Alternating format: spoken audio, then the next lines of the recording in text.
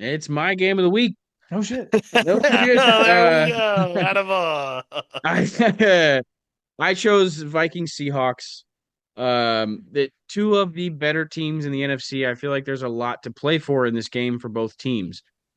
For the Vikings, it could be a very big statement game for them. If they walk out of this game in Seattle, in the Seahawks home stadium, if they walk out of here with a two possession win, they're feeling pretty good for the playoffs. I feel like if they show out and they demonstrate to the rest of the NFL that they're a legitimate playoff contender, the way that the rest of like my perspective on this team probably changes. The Seahawks, on the other hand, are in jeopardy of losing the NFC West. The Rams are playing damn near lights out. Their offense looks great, even dealing with a bad offensive line. Seahawks in a similar boat. They have a terrible offensive line and they have a lot of great offensive weapons, but now they're without Geno Smith. Can they put together anything that gets going against this Vikings team? If they steal a win at their home versus the Vikings, their playoff implications look way better, and the Vikings are probably leaning towards that paper tiger label that we gave them a few weeks ago. So, um, really, I think it's the Seattle run game versus the Vikings defense. That probably plays into the Vikings' strength because I don't see Sam Howell going and throwing 300 yards worth of offense to his receivers. I don't think that's where they get it done.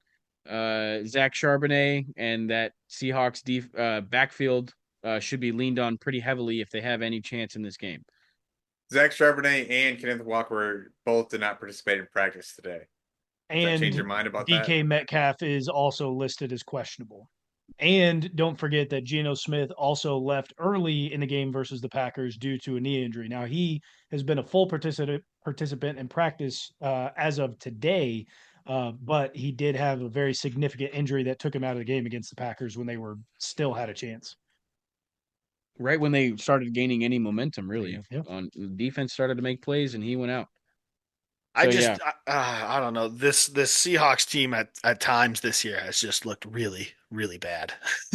They have, and And without Kenneth Walker, they've looked even worse. Specifically yeah, because that offensive line is so bad. Now mix in, even if the Vikings are the paper tigers that we labeled them as a few weeks ago, they still have a good enough defense that when you go up against that bad of an offensive line and you start throwing in the blitzes that B Flow likes to do, it hmm doesn't really matter if you're a paper tiger or not because realistically, I don't believe the Seahawks are that good because of how poor that offensive line is. You fix that, you fix out a lot of problems that they have. But the offensive line is going to be the death of Geno and the rest of that team. yeah, and honestly, we've seen crazier things happen on a Sunday in the NFL. I think a Seahawks team that wants to rally behind trying to make the playoffs can do Yeah. plenty of damage. The main thing to focus on with their um, deficits at the offensive line is how do they work around it? Can they get the running game started so that they don't have to pass a lot in the passing game? Can they help out their tackles to mitigate the pass rush? How can they pick up the blitzes that Flores sends after them? There's things to watch in this game. I do feel like there's a lot stacking up against the Seahawks at home, but I don't I don't trust Sam Darnold, so I still feel like this game could be quite a toss up. Yeah, I mean, and throw in the simple fact here that along with the offensive line issues that they're and the injury issues that the Seahawks are having, but I want to point out that the Vikings have are tied for the number one record in the NFC. And they are guaranteed a playoff spot, but they're not guaranteed a top four spot because the Lions are sitting there at number one.